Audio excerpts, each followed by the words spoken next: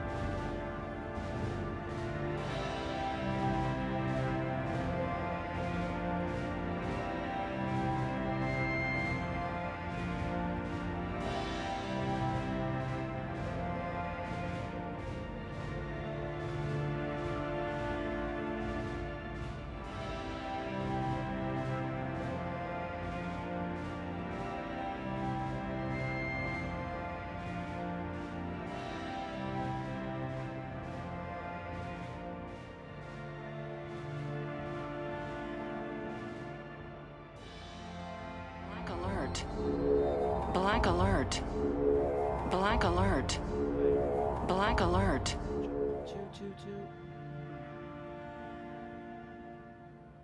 And hello and welcome to We Are Starfleet. I think it's safe to say that I'm going to start calling this a Star Trek podcast now, Ian, because you and I are going to be handing the reins over to a rotating slot of guest Trek hosts once Strange New Worlds begins. How cool is that? I think it's great. Yeah, we're I think expanding the scope of our mission. We are. It's no longer just a discovery mission. We are also going off to explore Strange New Worlds, which is the new Star Trek show featuring Captain Pike, played by Anson Mount, front and center, flanked by Una, number one, Rebecca Romaine, and we have Ethan Peck returning as Ensign Spock, if I'm not mistaken. Yeah, I think it does make sense to cover this show on this feed since it is technically a Discovery spinoff, even though these are legacy characters. Yeah, really interesting. Do we know anything really yet? Not really, which is fine by me. In fact, I might just avoid discussion and speculation and rumors altogether. I've done a pretty good job of avoiding those. Although, to be honest, I think the production has done a pretty good job of keeping all the secrets under wraps. I haven't really, if there are rumors out there about what exactly is going to happen during the course of the series, I certainly haven't seen any. How about you? I haven't seen anything. I did see some graphics that were tweeted out recently Mm-hmm. from an Investor Day session Yep. over at Paramount Plus. I did see the footage from Investor Day. Cool. I didn't see the footage. I missed that due to some legal kerfluffles going on online. Yeah, I'm not really sure where I caught it now, but I think if you I think the stream is somewhere. Like you can watch the full stream and just skip to the part where they talk about Star Trek. Sure. I might have to look that up. But again, I am also fine with not spoiling it for myself. Yeah. It's sometimes it's fun just to go into it totally blank. Yeah, that's honestly how I approach movies these days. I feel like trailers spoil almost everything. Certainly give They me spoil usually way more than I want to know going in. Yeah. Especially if it's something I'm already excited for. It's like, no. I don't need to watch the trailer for the thing I'm already really, really excited about. I'm already there. I'd like to know as little as possible, please. Yeah, what's funny is I avoided a lot of the trailers for Spider-Man No Way Home. Then I saw the movie, and then I happened to see a trailer for the movie, and I was so glad I didn't see the trailer beforehand because it gave away so much. That's so funny. Yeah. I think the most recent movie that's going around as being notorious for that, the trailer for the movie Ambulance, that new like Jake Yep. Gyllenhaal, and apparently the trailer is just like the entire movie just summarized. Yeah, and hasn't Jake Gyllenhaal already played that role before? He's like Robin robbing the truck or something. It's like a armored car thing. I don't know, Oh, is it? but Yeah, it, see, it I don't even know. I haven't watched the trailer. I've just heard people talk about how the trailer yeah. is basically the entire movie. Yeah, I mean, it just feels like a movie that Jake Gyllenhaal or somebody who looks exactly like him has been in fairly recently, and it's like paint by numbers. You know exactly what's going to happen. Sure. Yeah. Also, good news from the Paramount Plus Investor Day. We are going to get Star Trek 4 with the Kelvinverse cast. Yeah, confirmed, which seemed like a pretty big deal. I think probably the reason it wasn't made, I think, more of is that it sort of feels like deja vu for certainly Star Trek fans. It feels like we've been Mhm. talking about like, oh, good, there's going to be another Star Trek movie for the last 10 years. Now, as crazy Right. as that is, it's actually what Beyond came out, what, 2013, something like. I mean, No, it's 2016, I think. oh, is it that recent? Okay, Yeah, yeah. it feels like a long time. Well, Ian, it's These 2022. last few years have been so long. It's not 2020 anymore. Oh, We've gone another 2 years since. yeah. It's just Uh, these last few years have just been so long. you're right, you're right. Yeah, so okay, so it hasn't been quite that long. It's just felt like a very long time, and it has Sure. felt like we've gotten 4 or 5 different announcements or rumors that were more than just rumors. Things that were definitely, treatments that were actually written, scripts that were actually written. Yep. Pre-production work that was actually done on some of these Mhm. projects that have just fizzled out into nothing. So I think as Star Trek fans, we're understandably a little jaded when it comes to these announcements. Yeah, we are a little jaded, and that can sometimes affect the enjoyment of these announcements, right? Like I saw the announcement, I was excited for it, and then I was like, maybe pare it back a little bit because of how many times we've been burned with these things. Like I was super excited for Quentin Tarantino, Me too. coming on board. Like that was yes, 100%. And then nothing. So Yeah. now I'm just like, all right, all right, all right. I'll believe it And when I see it. I feel like this announcement came without any confirmation of any of the cast being on board yet. Like nothing, like no contracts have been signed, Mm, no negotiations have been completed. I think at least with the two Chris's, which I think was well, I don't know if I don't think Hemsworth is coming back for this particular version, but I think that was one of the things that was a sticking point for one of the previous Star Trek fours that never quite got off the ground was that they couldn't get the contracts negotiated right. successfully with the cast. So there was no movie to be shot because they couldn't come to an agreement. It feels like I can't get that excited about an announcement like this until the cast is actually, Right. signed on the dotted line and agreed to be in this movie because right now it's just an announcement and we've had that a few times. Yeah, you're right. You're right. You're right. I don't quote me on it. I don't remember where I saw it, if it was actually printed in an article or if it was just a random tweet from a nobody. But I do feel like I read recently that negotiations are almost finalized, and Okay. that's why they felt confident Fair that they enough. could announce it. Fair enough. So, plenty of wiggle room for things to fail, but Yeah, nevertheless. sure. Well, I'm excited for it. So, Same, same. And I know everybody over at the We Made This network is talking Star Trek. For the next couple of weeks, we're going to be pivoting a little bit. I'm going on vacation. You're going to be in the captain's chair. Thank you so much. We're of going to have course. some other folks come on. And of course, we have Star Trek Strange New Worlds, which we're going to be talking about when that premieres, but also over on our Sister Trek podcast, Make It So. They're going to be talking season 2 Picard. Ian, season 2 Picard, I'm actually thrilled for this. I know season 1 was kind of bleh, but I'm thrilled for season 2.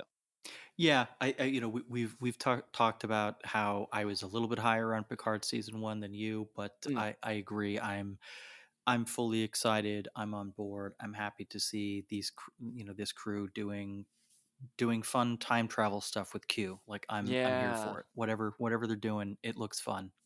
Yeah, something about time travel with Q kind of feels like home in the Star Trek world.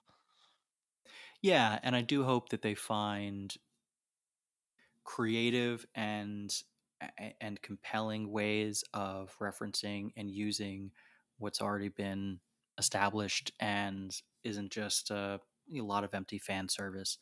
I hope they aren't Yeah. just bringing back legacy characters to have them meet terrible ends. Like I think nobody really wants to see like that You from don't season 2 of Picard. But you don't want to see yeah, anyone get stabbed in the eye? no, I mean I can't pretend like Ichib was my favorite character ever, but I mean, sounds terrible. If they were going to do it to one character, I mean, I'm glad it was him. But Fair. I don't really want that to be the kind of MO of Picard going forward of like, hey, let's see what terrible things we can we we can have happen to, like, let's see how much more we can torture O'Brien. Let's see how much more miserable we can make Harry Kim. I don't really need to see that per se, but I'd love to see. Yeah. I know we're going to see Guinan again. Like, I hope that's well implemented and isn't just empty fan service. Agreed. Agreed. But only time will tell. Absolutely. All right. So we're here to talk about Star Trek Discovery, the ninth episode of season 4, Rubicon. Rubicon. It's that's a boundary line from ancient Rome. So Caesar, It was a his river. army. Yes, yes. The river Rubicon. Caesar crossed it with his army in 49 BC, and so Rome, right? Ancient Rome. They had all these provinces. You weren't allowed to bring your army to Rome's home province unless it was specifically invited. So when you did that, it was considered an act of war. There was no going back. So when Caesar crossed it, he crossed the river Rubicon and marched on Rome with his army. That was an act of war. And when you cross that, there's no going back. It's a point of no return. And it's usually called out when you are about to make, a step in which you can never go back from. And I thought that was a very good episode title for this episode. Tell me, what was your overall impression of the ninth episode of Discovery so far? I had a chance to watch it actually twice, so I feel like I have a pretty good sense of how I feel about it. I liked it. There were a few rough edges, as it seems is inevitable when we're talking about Discovery. It seems like Mm, even when we get an episode that we really, really like, and I'm not saying I really, really like this episode, I like it. mm, It seems like there's always those rough edges that kind of get, it's like stubbing your toe. It's just yeah, like, ooh, I kind of, as a viewer, I feel like my experience just kind of jerked a little bit because I'm stuck on a thought that you made me think, or I'm stuck on a bit of dialogue that didn't right, quite work for me, even though it's maybe a scene or dynamic that should be working for me. Maybe there's some element out of it that element that's taking me out of it a bit. There was definitely some of that this week, but if I had to give it a score out of 10, this would be a solid 7.5. okay. I think we've talked about how we felt like this season has been pretty consistent for us, and I feel like this is, I hate to be boring, but yeah, this episode, worked fine. It could have been better, but I've also seen Disco be much, much worse than what they're doing. Yeah, that's all good stuff. That's very fair, very fair. For me, I gotta tell you, I come in a little bit lower. If I'm scoring this out of 10, it's actually a 5 for me. Um, it felt really filler in just about every kind of a way. Like the only story we actually accomplished in this episode was learning that the DMA is sent via wormhole, and it can basically be turned on and off like a Wi-Fi router within a matter of minutes, remotely for that matter. So like there was a lot of stuff going on that I liked, especially with Burnham and Book's relationship. But if this episode was supposed to be about that relationship coming to that end, and Book crossing that Rubicon line, I'm almost disappointed at how things played out, because it kind of feels like the relationship just fades, like the whole plot kind of fades away, like nobody really wins, nobody really loses. Book's emotionally compromised, and Michael's just kind of happy to have him back. But it felt, well, I couldn't help but shake the feeling that like their relationship plot, in terms of how it's playing out, is getting a little bit swept under the rug for the sake of the runtime, which is something I've always taken issue with Discovery, with the writers of Discovery, for doing in the latter half of the season. They just start, like, they set up these great stories, these very dynamic, character development, and then, in a matter of 30 minutes we just sweep it under the rug, and I don't really care for that. So that's what really brings us down for me. There's a lot of other things at play here with other members of the crew, with some of the bridge crew, that really rubbed me the wrong way with how they all panned out. So yeah, I'm sorry, but this is actually, I think, the lowest score I've given an episode of Discovery. Yeah. Well, I'll be eager to hear more about how you're wrong. I appreciate that. I appreciate that. This episode was written by Alan McElroy and directed by Andy Armaganian. I'm not sure I actually recognize that name from anything on Star Trek before, so I'd have to do a little look up to see who it Yeah, I is. didn't. I didn't do my IMDb background on these folks, so I don't know if they are familiar faces or not. Ooh, I'm gonna Google Andy's name right now. Alan McElroy has written a few episodes in the past. Okay. It looks like, yeah, okay. So Andy Armaganian. Okay, she's known for Arrow. She's known for Stargirl, Supergirl, and The Flash. So quite a few CW series, actually. Okay, so chances are I've seen some of her work before because I've definitely checked in on a few of those shows. Yeah, it looks like her main bread and butter is actually as an editor. Hmm, So I'd be curious to see. Let's see. She has fewer directorial credits than she does editing credits. So kudos to you, Andy, for moving up in your career. cool. All right. So I saw a comment on Reddit. I'm going to read it out because it made me laugh. And I enjoy things that make me laugh. So user hero101086 says, mimicking the dialogue between two members of the 10C race, he says, 10C, huh, my vacuum stopped working. Other 10C, have you tried turning it back on and off? Other 10C, oh, now it works. Yeah. I did love and I think maybe this will come to how I think we are probably viewing the book Burnham and the sort of the way the episode leaves them dynamic a little bit differently, which is probably why we feel a little bit differently about the episode, at Mm. least with respect to that relationship. But I did love the just sort of With the Lucky Land Slots, you can get lucky just about anywhere. This is your captain speaking. We've got clear runway and the weather's fine, but we're just going to circle up here a while and get lucky. No, nothing like that. It's just these cash prizes add up quick. So I suggest you sit back, keep your tray table upright, and start getting lucky. Play for free at LuckyLandSlots.com. Are you feeling lucky? No purchase necessary. Void where prohibited by law. 18 plus terms and conditions apply. See website for details. Hello, it is Ryan, and I was on a flight the other day playing one of my favorite social spin slot games on ChumbaCasino.com. I looked over at the person sitting next to me, and you know what they were doing? They were also playing Chumba Casino. Coincidence? I think not. Everybody's loving having fun with it. Chumba Casino is home to hundreds of casino-style games that you can play for free anytime, anywhere, even at 30,000 feet. So sign up now at ChumbaCasino.com to claim your free welcome bonus. That's ChumbaCasino.com and live the Chumba life. No purchase necessary. VGW Group. Void were prohibited by law. See terms and conditions. 18 plus. the bleakness of the ending. Like Yeah.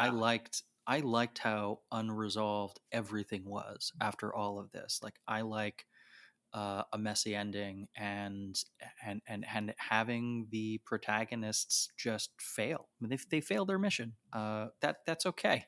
It happens sometimes.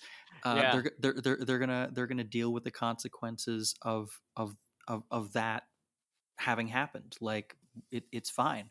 It's okay if the story doesn't get neatly resolved in just this episode. That's all fine. And I loved the sort of, just like you said, the kind of like flipping a switch nature of the, you imagine these Mm. extraordinarily powerful entities on the other end of this wormhole, just noticing that like on some indicator panel some like green light just dipped out or turned to red, and they're just like, you know tapping on the side of this thing, flipping a switch a couple times, and then bam, it pops right back in.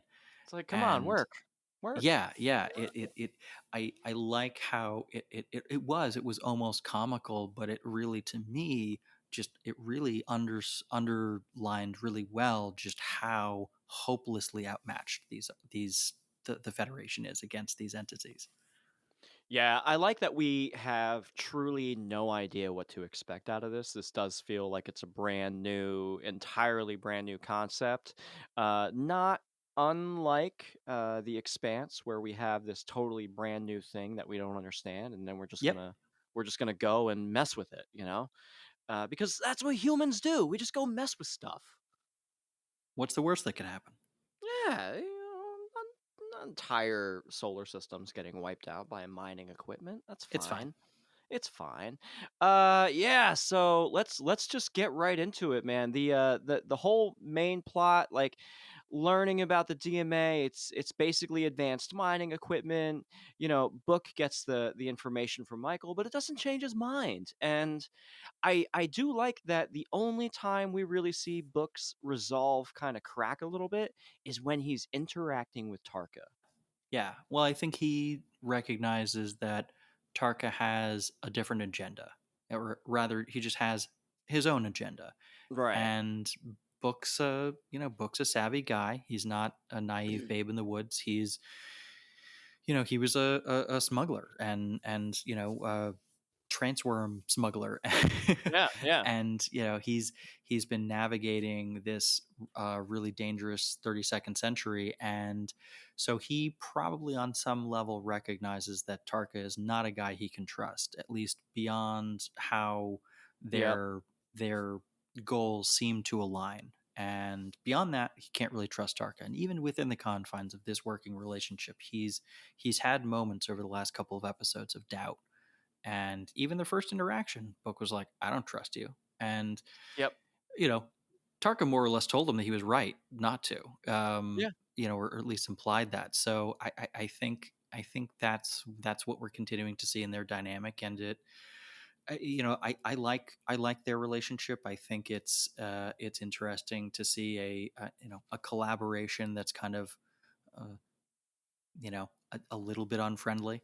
We don't Yeah, see that. yeah. We don't see that a lot in the Star Trek universe. The collaborations tend to be very, very sort of like, "Hey, let's do this. Let's do this together," or at least by the end of a particular episode. If people weren't getting along at first, they've gotten along by the end, and that really hasn't happened with the two of them. They still are sort of both operating with their own agendas and are keeping an eye on each other, and I like that tension.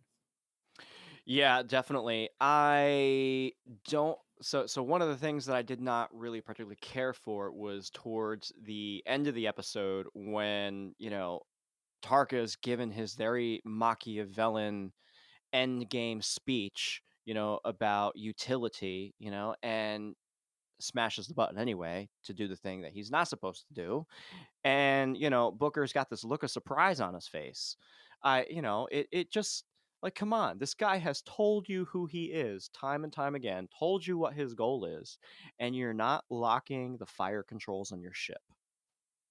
Yeah, there were that I will agree that was one of the parts of the episode that bumped me a little bit, and after the moment itself, I liked, I guess. I think, because I like Tarka as I think he's an interesting character. I'm curious to see what's motivating him Yeah, me truly, too. and I like the actor portraying him. So I'm a sucker for a good villain speech, and I like that Tarka isn't a straightforward villain. I like that he seems to be motivated by something more complex. He's not a Yes. mustache twirler, never has been, even though we've recognized kind of from the beginning that he's a bit shady.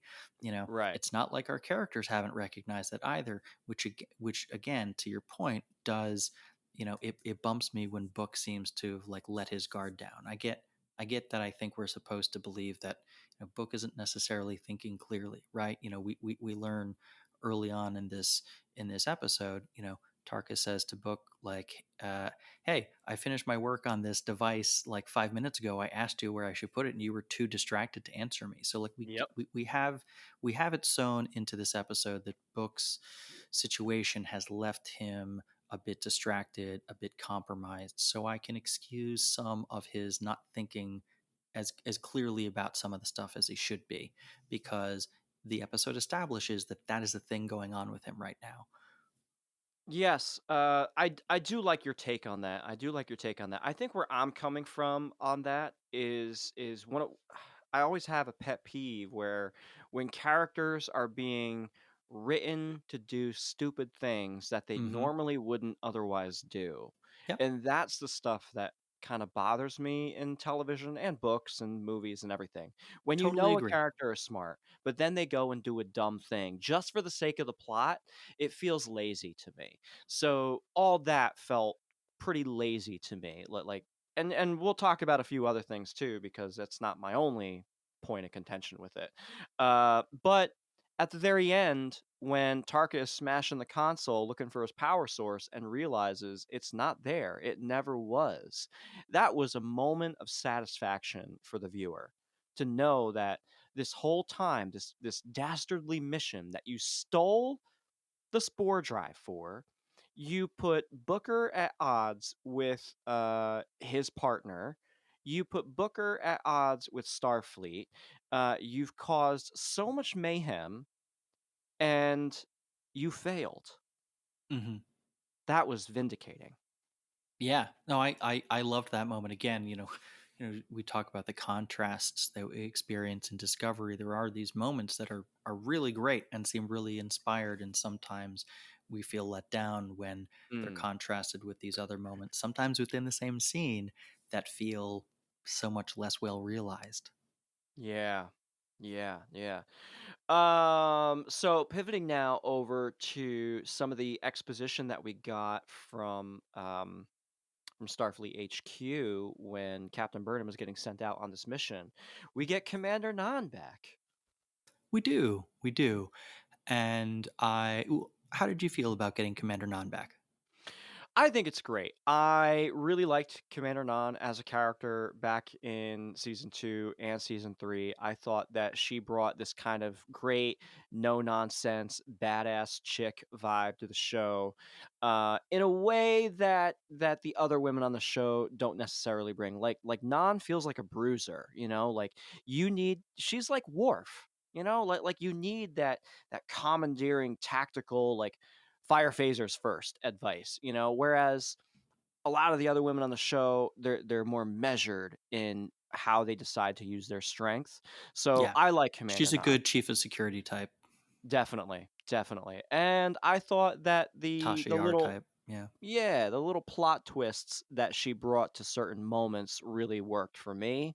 Except for, the that secret briefing that we had. I don't know if you want to talk about it now or you want to wait till we get to that. We can wait till we get to that a little bit. But yeah, I want to talk about things Yeah. in relatively chronological order. So yeah, I again completely agree. Love to have Non back. I think if I had a thing about this scene that I bumped against, it was again something that we talked about in season 3 when we were saying goodbye to Nan. We we got an episode where we got more backstory than ever about this character, which was, Mm. always going to be a sign of she's either Mhm. leaving or she's going to die. But Mhm. one way or the other, we're saying goodbye to Nan because we're finally Bye. getting to learn about her. And the episode, even though it was one of the for me a standout episode of season 3, one of the things that the episode leaned on was this sort of emotional connection that she and Burnham had that really hadn't been well established before that episode. We were really Yeah. meant to buy into a lot of their relationship growth that apparently happened off screen in between all of these other adventures that they went on.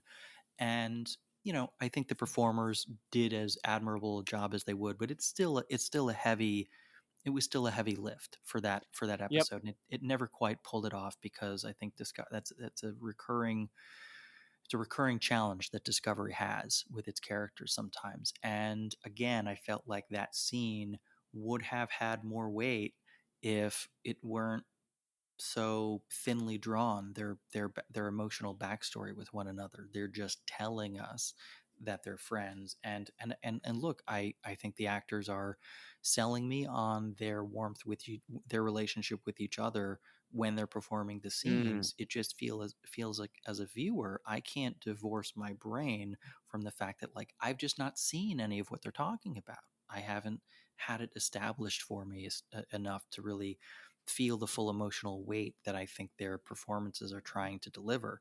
And so I struggled with that a little bit. Although I really thought it was a clever way to bring Non back in. I think that it's a character that I'm happy to see back, and I hope that we see more of going forward. But the leaning into how, like, oh, we're very close. Are you? Yeah. I could believe it, like, with Tilly, because Tilly matches up with Yeah, everybody, that right, like that would be an example of, although she wouldn't necessarily be appropriate for the role that Nun is filling, in Right. terms of having a character come back into the fold of the show, that Michael would be like, oh my god, it's so good to see you. I would believe that with a Tilly. You know what I mean? Yes. Yes, exactly. What did you think about the little touch on Commander Nan's Barzan culture? I think that it's a strength and a weakness of the episode that is endemic of Discovery as a whole. It's good. I'm glad that we got like a little something, but at the same time, it feels like even visually we're making her a little bit less alien, and we're only just touching a little bit on it didn't work out. And I liked her performance there. This is a character that maybe isn't overly given to sharing a lot about her personal life, so maybe that is all we would expect to be getting out of this character. But it just, I don't know, it just felt a little too neat, a little too hand wavy, and just sort of, yep, Yep. you know got Yeah. got a little touch of flavor, just a little touch of flavor of her background, and then it's on to her role in the plot this week. Right. Which was basically being the extension of Starfleet brass, Admiral Vance, uh, Federation President Rilak. They have this order given to Captain Burnham. You got to stop Booker and Tarka at all costs. And due to Burnham's very close nature to Booker, but also being Captain Discovery, the only ship that can get to Booker and Tarka in time. So there's naturally a little bit of a conflict of interest, and so enters Commander Nan, who has orders to execute a kill order if it comes down to it. So, Ian, walk me through the whole kerfluffle. We've got Captain Burnham, she doesn't want to execute any kind of order that would naturally bring harm, but she understands that, listen, this mission is going to go one way or the other. We're either going to get Booker to stand down, or it's not going to go that way, and you'll have to pull the trigger at some point, right? So, what did you make of all this? In terms of the setup of having Federation kind of oversight on board the Yep. ship for the mission, Yep.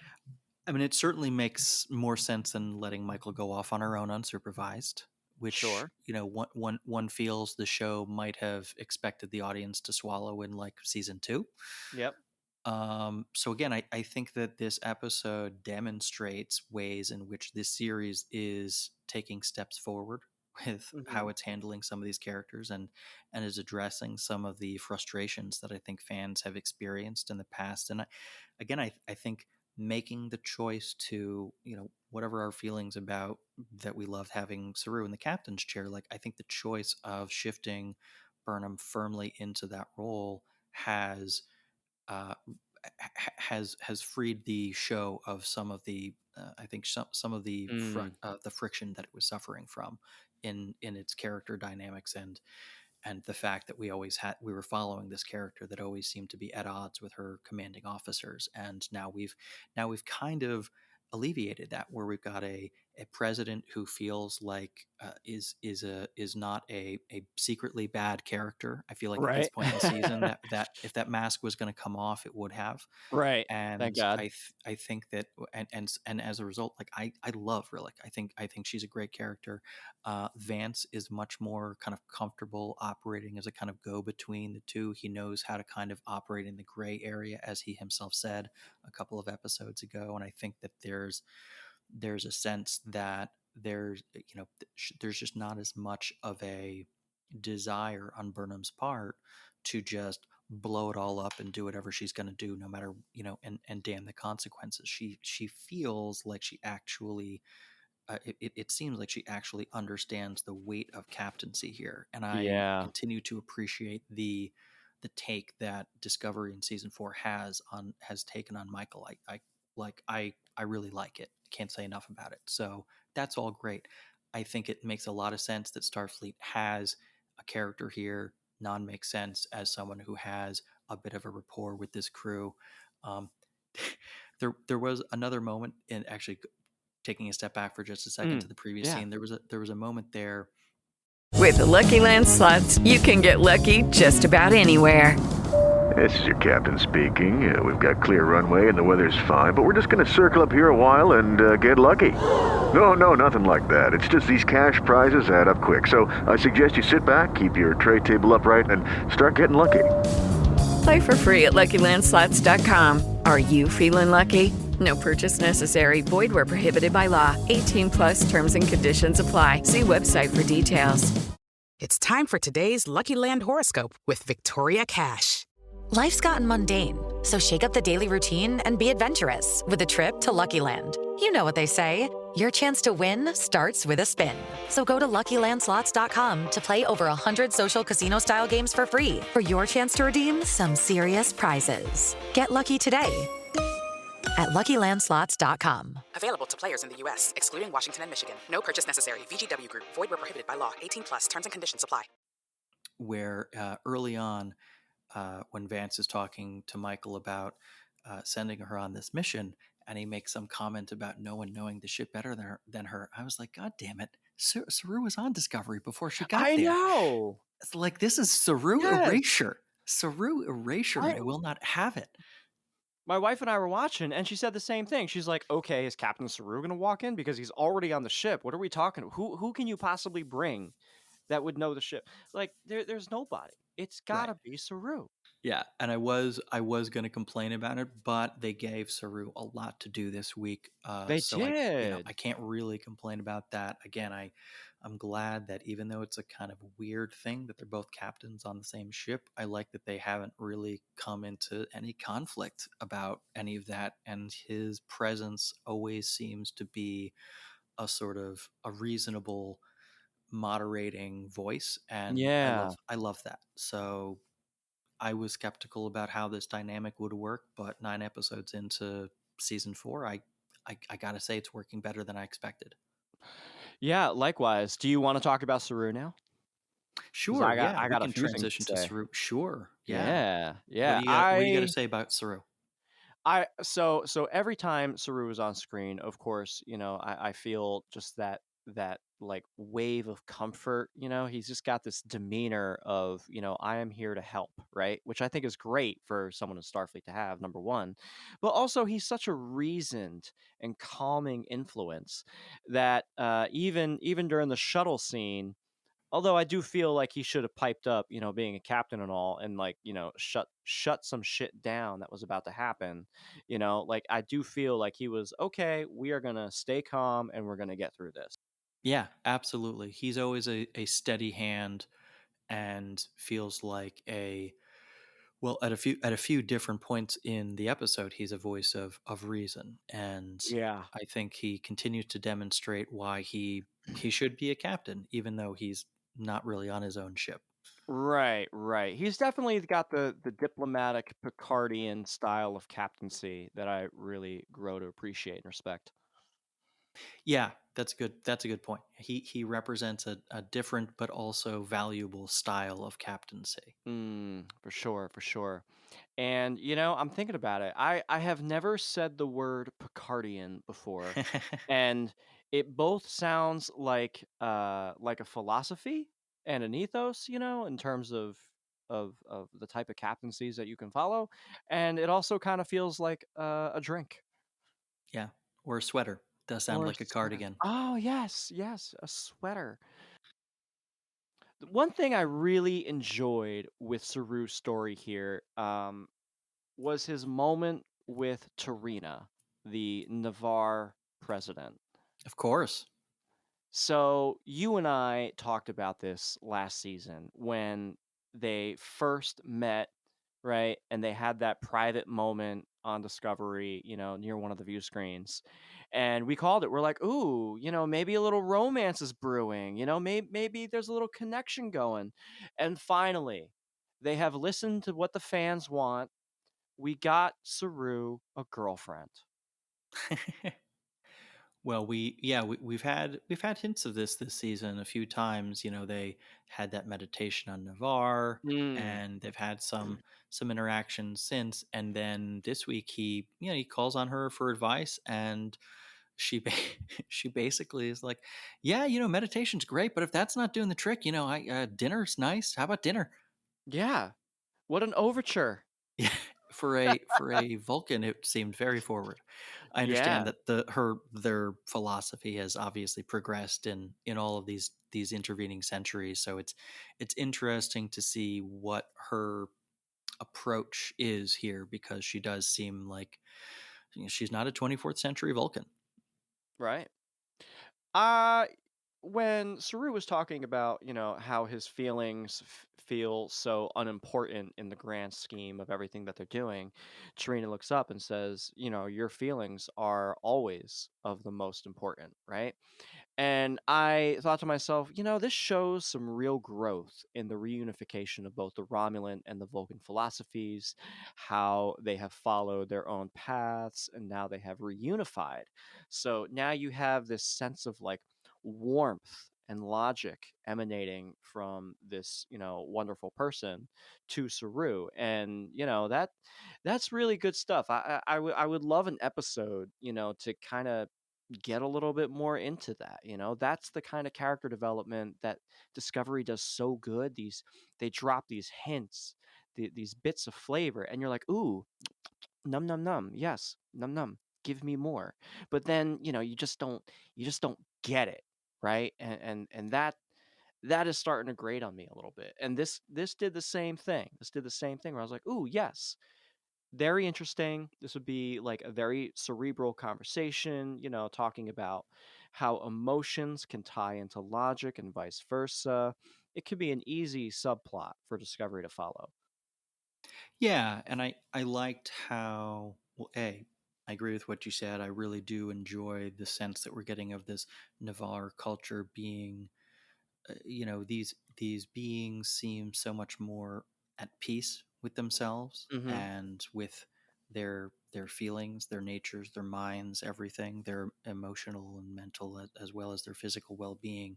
They all just seem so much more centered with this Yeah. after this unification, which is wonderful. And I would like to see that explored in more depth, maybe with a an officer from Navarre, a member of Discovery who hails from Navarre in season 5 or 6. Like, I think that would be a really cool thing to explore in more depth. You're Right. absolutely right, and I do like how she's telling.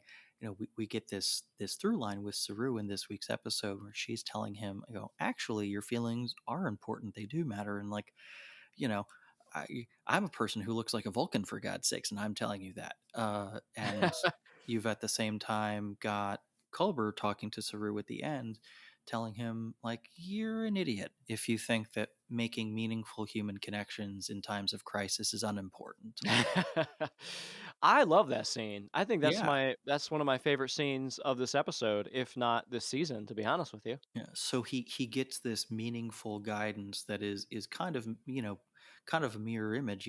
They're both related messages that he's getting from these two people who he respects, Mm-hmm. and that's his growth. I like that Saru just has a few conversations with people this episode, and is a more actualized person at the end of it. Yes, yes. The scene also, it felt like it could have been a scene with like Spock and McCoy, or it could Hmm. have been, Kirk and Scotty if Kirk needed help dating. That Yeah, that dynamic, the two of them just talking, having a simple conversation, one that we can all relate to, was a really nice moment. And yeah. it It's a gives good development to Colbert and Saru's relationship at the same time. It was great. yeah. Absolutely, yeah. It's a captain sitting down and having a conversation with a counselor about his internal life. It's good stuff. It reminded me a little bit of obviously a very very different kind of scene, but we really haven't gotten to see as much of that since that scene in sort of season one between oh goodness, Admiral Cartwright and Jason Isaacs, Captain blanking on his name. Lorca, Captain Lorca. Lorca, thank God. Okay. Yes. Yeah, God, that was going to kill me. Yeah, so yeah, Lorca and Cartwright have a sort of a scene where they sit down and talk, and it's a captivating scene, and I like it when a captain's sitting down and talking about his feelings Yeah, yeah, it's good. It's important to or her have, feelings. yes, it's important to have those very humanizing moments or Kelpianizing moments as well. Colbert in this episode gets a little bit of work too, which I appreciated seeing. But let's talk about the shuttle. Okay, so there's a little bit of a mission here to infiltrate Book's ship that goes horribly wrong. And the shuttle is going to, they're going to force entry into Booker's ship via Starfleet shuttle. It gets trapped in Tarka's brand new defense grid system, which is like reprogrammable matter that's eating away at the shuttle, and they're all trapped. But on the way, there's a little bit of a tiff going on between two crew members. Commanders Reese and Bryce are arguing about whether Booker's mission is valid, whether they should destroy it or whether they should follow Starfleet protocol and the mission and engage in first contact. So, for me, the arguing really fell flat. It didn't feel realistic. It didn't feel like it was actually like a viable thing. And on such an important mission to infiltrate an enemy vessel and to capture its inhabitants, you know, uh, uh, like, why are they arguing about this right now? Game faces, guys, game faces. Yeah, I wouldn't have. I have mixed feelings. I agree. I think as done, it doesn't quite work. It does fall a little bit flat. It doesn't feel quite Mm, believable. It feels like a first draft. Obviously, I know it was written many more times than that, but it does feel like an underdeveloped sequence. Like it feels like I mean, who knows? Maybe the opposite is true. Maybe they overworked the scene until it got here, but it just feels like not a organic conversation that would have emerged naturally in the course of what's actually happening on screen. It just yeah. felt like a it just felt like an artificial conversation meant to progress Saru's development in this episode. As much as I appreciated the kind of development that they were going for with him, and also to flesh out, again, like I'm happy for the show to flesh out these bridge crew members. We talked last week about, hey, great, Owo is getting this whole adventure on her own. That's great. She gets all this development. Yeah. Great. Reese and Bryce are on a shuttle mission with Saru and Culber, and they're getting to do their own thing. Great. They can have a conversation that reveals a little bit more about their characters, but this just didn't feel like it. I like Yes. the idea. I feel like they needed to take another swing at it, or two, or three, because Yep. this wasn't quite it for me. Yeah, yeah. And as much as I liked the idea of Culber being on this mission and his reasoning for being there, I did not like the whole like mama bear attitude he brought, where he was like, "Come on, guys, we're in this together. We can do this." Like it felt like Captain Saru needed to step up, and kind of knock some sense into them. And this is where And this is where I feel like Discovery sometimes leans so hard on their characters being people and forgetting that they are inside of a hierarchical system in Starfleet, where they do have captains, they do have commanders and lieutenants, and they do have missions, and they have mission objectives. And, it's in the grand scheme of the plot, it's fine to see the captain kind of like misfollow some of those hierarchical, if that's even a word, kind of processes. But in this instance, it would have been nice to see that end of season 2 Captain Saru come back with, like, all guts, all glory, this is the mission. And having Colbert step in with the little pep talk, it didn't land, and it felt like they just needed to squeeze the shuttle mission in. They needed to get all these characters in one room to do their own things, right? To grow their own plots. And it goes back to what I said earlier, where I don't want characters doing stupid things just for the sake of the plot. And this is one of But those I don't scenes. think this. But did this mission not make sense to you though? It made sense to Oh, the me. mission made a lot of sense. The mission made a lot of sense, but it's just how everything kind of played out. It didn't sit well with me. Hmm. I mean, I get what you're saying about the conversation itself not working. I think we're on the same page with that. For me at least in the moment, I did get that sort of Captain Saru snaps at them, and then they're both like yes sir, like in unison. Yeah, I like that. I feel like we got that moment. Obviously it sounds like it just wasn't quite enough for you, but to me at least as a viewer, yeah. it happened to be enough for me, and at least signaled to me that the show was aware that it needed that moment to be there. And if it wasn't enough for you, it wasn't enough for you. I can't I can't make you feel I can't make you feel differently than how you felt. But I do think the show did try to do something with that there. And then Mm. I think Culber pointing out like maybe the tone felt a little off Yeah, the for the tone. moment, but I think his larger point was a valuable one in that, hey, even when we disagree, we can focus on common goals unifying us, like the fact that we have a mission to do right now. like Right. like the fact that us accomplishing that mission successfully is really really important to a lot of people. And hey, guess what, guys, we're actually going to do it. We're going to do it. Shut the fuck up. And Yeah, yeah. I will say, you're right about that speech. Back in whatever it was, season 2, where Saru's rallying the troops, and it's a very rousing speech. But part of that speech is we're going to do this together, and so Yes. there Yes. is an element of cheerleaderiness to even Saru when he's had those moments in the past. Yeah, that's true. And it does show growth, and it does feel like it worked out pretty well for me in the grand scheme of things. So, trying to unpack it a little bit. Sure. This is why we're here. But overall, what did you think of the different the different crew members as they were talking through all of this stuff? You had a little bit of a thing between Reese and Commander Nilsson, and then you had the whole situation on the shuttle. Morally speaking, do you feel that there is kind of a division occurring between factions? Well, if that's something they want us to buy sincerely, again, I feel like the having this dialogue the way it was in this scene is a very ham-fisted way of doing that. I think, I think that now that this episode has happened, and the DMA has been attacked and first contact has officially been made, it's sort of all a moot point. So it doesn't really Yeah. matter from here on out whether there was division. This is how it happened. They failed this mission, and what happened, and now they'll just have to face the consequences together, because now they've got no choice in the matter. Fair. There is no choice in the matter. It does feel like everything that we witnessed this episode, and that's partly why I didn't love it so much, is that none of it really mattered, you know?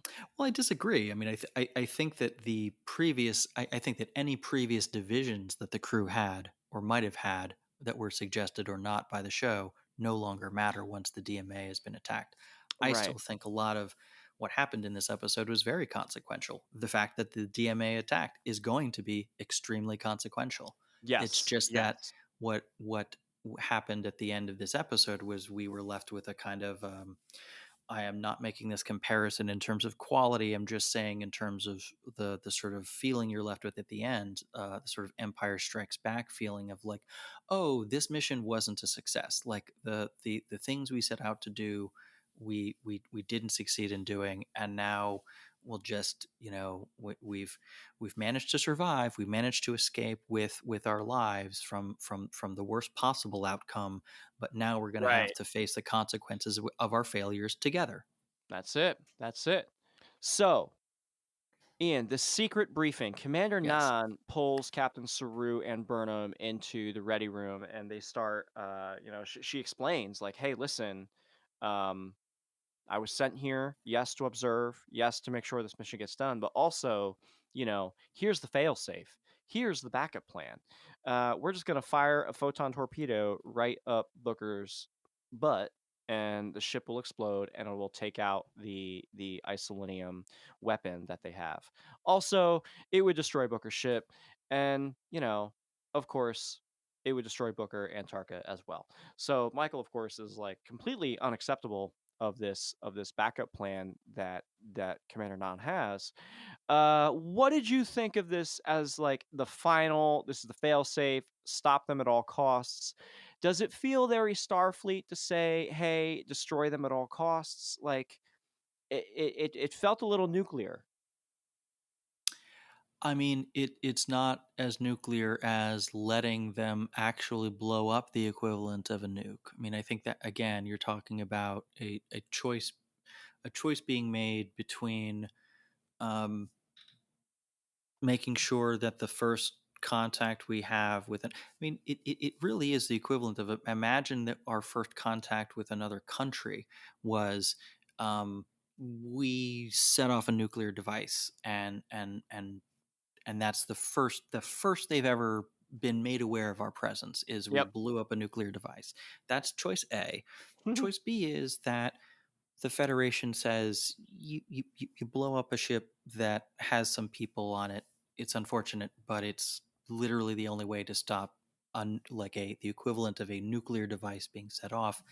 I mean, does it feel very Federation? I mean, maybe not in our ideal world but is it in line with the things that we've seen the Federation do in every other iteration of Hmm. Star Trek? It sure is. Sure, sure. So it's not And like out of character for the Federation. It's just it's look, it's the last choice for a reason. Nobody wants to do that. correct. Nobody wants to do that. That's a good point. And listen, I'm going to leave you with this little nugget here. The needs of the many outweigh the needs of the few. Right. And that is something that I do like seeing Captain Burnham struggle with.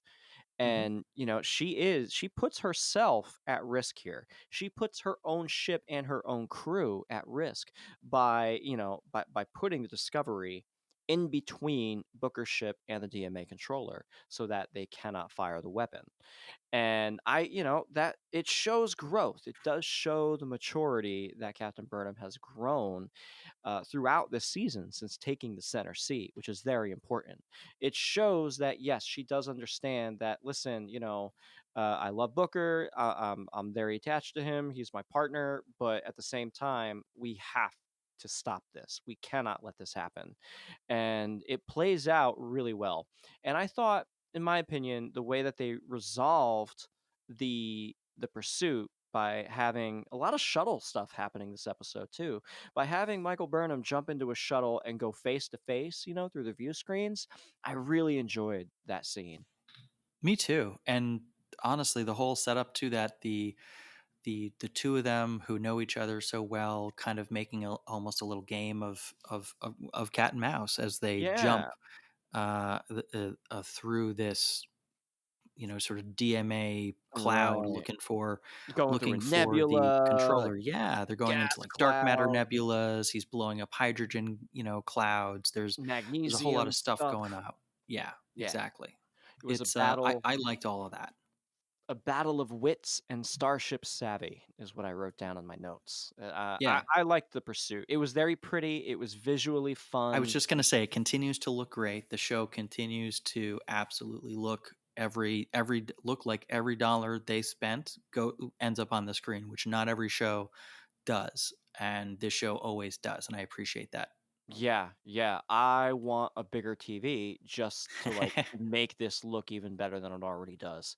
The little back and forth, during that whole pursuit, the cat and mouse thing, it was definitely a little flirty. You could tell that, Burnham was like getting a little smile here and there. She's like, "Oh, I remember this from when we did that one run on the Pirates back then."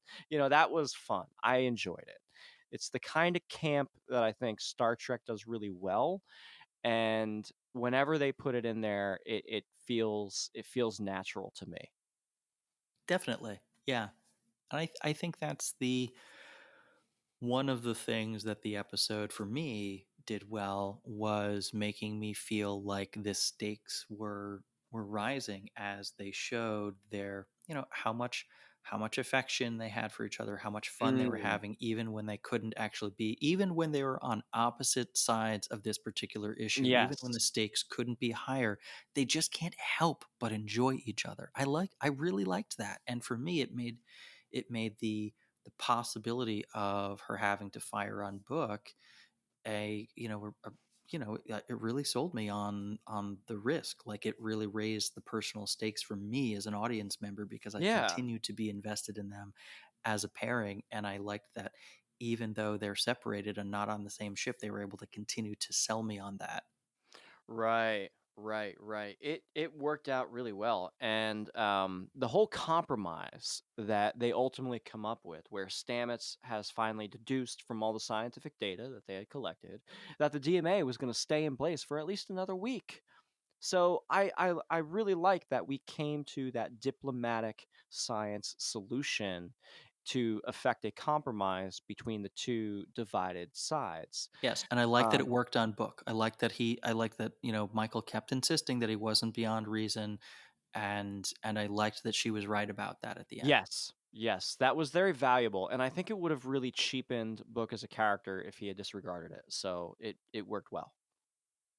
Yeah, I was really glad that was the Rubicon he couldn't cross. He couldn't do that. Once he really did have that information, he truly was able to be reasoned with. But because that partnership that he had with Tarker was only going to work as long as their goals were aligned, but their ultimate goals were never the same. They were That's never right. quite the same. They're always working towards different goals. So as the moment those paths diverged, that's that's it for that That's it. partnership. That's it. That's it. And now it's all on Tarka, like whatever the result is of species 10C coming to figure out, hey, why did our vacuum cleaner shut off? Like they're gonna want to know, I presume. So here we go. This is next couple episodes are gonna be a wild one, I think. Yeah, and I'm curious. I'm really, really curious. Again, I think that at this stage in last season, I think I remember not being as invested in the mystery about the burn anymore. It just really wasn't. I don't know. It was fine, but it wasn't Right. really lighting my fire. And I'm genuinely intrigued. Like, I have no idea what they're gonna do now. It just seems like this insurmountable problem, this insurmountable power, Right. and now you've made first contact in literally like the worst possible way that at least you could have done with the technology at your hands. And it's just, yeah, I'm very curious. It's got me really wanting to get to next week, which honestly Discovery hasn't always made me want to do. So Fair. I have to give this episode credit for that at least.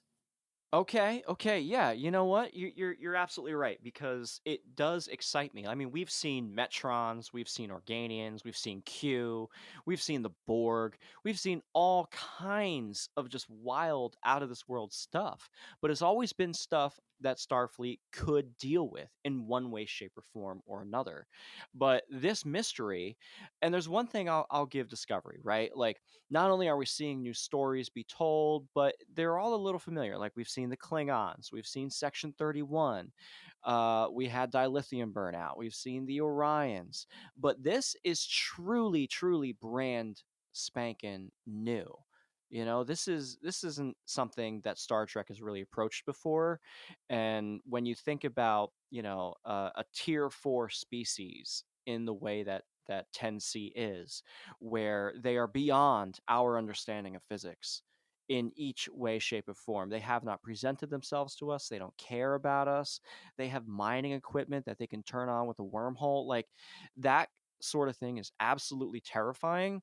And, that is, the great filter in science fiction. The theory that there's something out there that prevents species from ever truly gaining interstellar, interplanet colonization or space travel, that there's something out there that keeps you localized to where you are. And this seems to be finally it. That's terrifying and exciting. Yeah, absolutely. Well, one wonders what the long-term solution could even be if you can't Yeah. reason with these folks.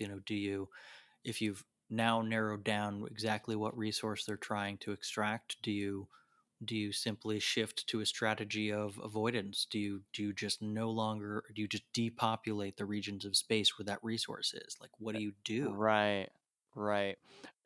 You can equip every single vessel you have with a brand new next generation spore drive and hope that Sure. it's enough. And if only you could equip planets with it. If only. Ooh, that's going to be the next big thing. Ian, did we miss anything in this episode? No, I don't think so. We got it pretty well covered, I think. I'll increase. I'll say maybe 6.5 out of 10. After talking with you, there's definitely things that, like you mentioned earlier, there's those rough edges. There's those things that Discovery does really good, which then makes it seem like when they're not doing really good, they just kind of amplifies it for you. And yeah, no, but yeah, 6.5, 7. I feel pretty comfortable about that. Thinking about it in retrospect after our conversation. Cool. Right on, man. Well, thanks for talking to me again this week. It was a pleasure as always. Oh, always a pleasure. And folks, you can find us on Twitter and Instagram at Starfleet Pod. Our show will be taken over by Mr. Ian Buckley for the next couple of episodes, so look out for that. There might be some special releases coming soon. Look out for that as well on the We Made This Network feed. You can find that at wemadethisnetwork.com. Ian, thank you so much for joining.